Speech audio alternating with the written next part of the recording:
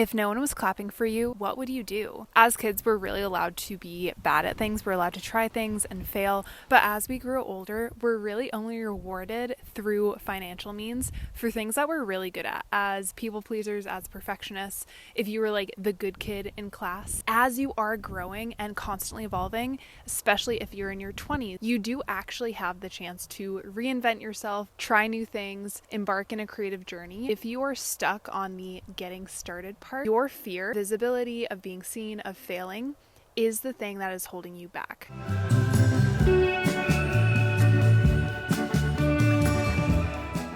Turning 25 this year, especially with the whole prefrontal cortex is developing, you're running out of time, you don't have enough time to like learn new things, you're kind of stuck after this age. That paradigm and that perspective has really led me to chase things very quickly and have a fear of growing older, a fear of trying new things even after I turn 25, which now I know in the grand scheme of things is so young, and there are so many chances every single day, every single year to reinvent ourselves and to choose a new path. I really use my dad as an example for this. He started his triathlon training, his Ironmans, his Ultramans, running in his 50s, and seeing that and understanding like you can literally start something new at any single point, that has really led me to be okay with being a beginner again. And running a business has definitely taught me a lot about personal development being so intrinsically intertwined with any sort of creative project, any sort of entrepreneurship, any sort of process of creation or stepping into a new identity. I'm going to be so honest, I've been getting the ick with myself of not stepping into my full potential, of not stepping into the true creation and the high standard that I have for my creative work, for my painting, for my business, for my content.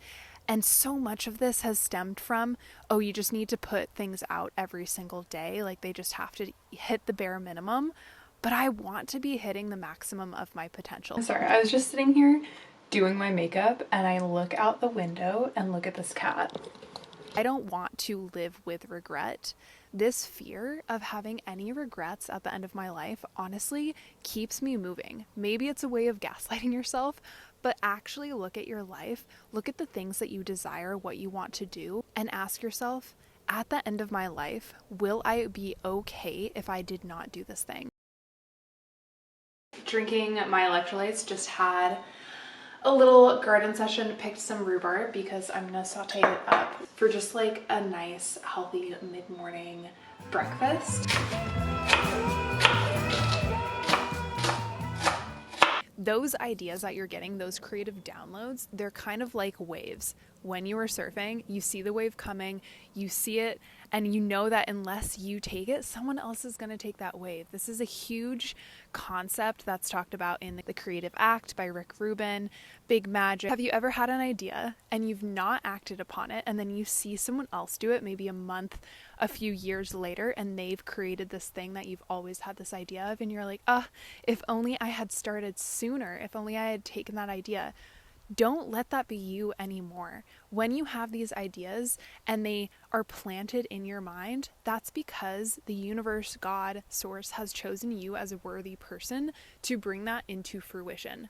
The work then on your part is trusting the journey of creation, is trusting that process and knowing that you can get on that wave. When those waves come, they're not often. So get on that wave of inspiration, ride that creative download, ride that motivation, and then set yourself up for success. Set yourself up to actually follow through, have systems, to have structure in your life, to have more of that self-discipline. This is a big concept, especially as artists, especially craftsmen, content creators, entrepreneurs, working for yourself in any sense. You do have to be your own boss. You do have to be your own gentle parent. And oftentimes when our parents tell us to do something, we might not necessarily love it, but we know it's good for us and we know that it's going to move us forward. Have that moment of, okay, I'm going to do this. I'm going to provide the freedom for myself and step into that clarity.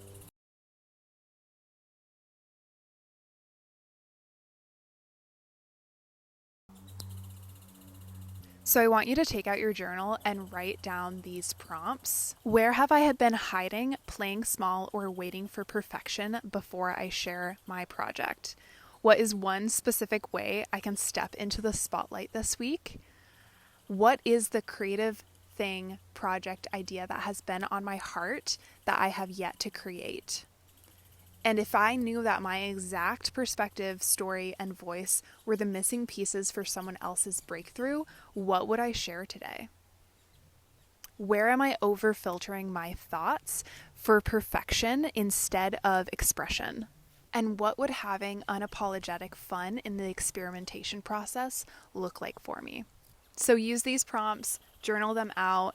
Thank you so much for your support, also for watching one of my first YouTube videos, coming back into this, creating a new era in and of itself.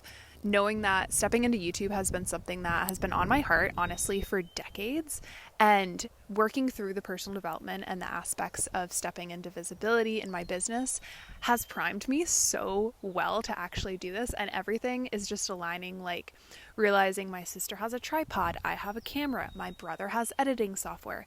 Everything starts to fall into place when you actually make the decision that you are going to do something. And you hear the chatter of the squirrels. It's like, that's going to be the distraction. That's going to be the discomfort. Those are going to be the loud thoughts in your brain going like, I'm not worthy. I can't do this. Like doubting yourself. That's what's going to happen as soon as you step into a new chapter. But just trust, like, if something's been on your heart, it's been calling you for a reason. So have so much fun. And thank you so much for watching.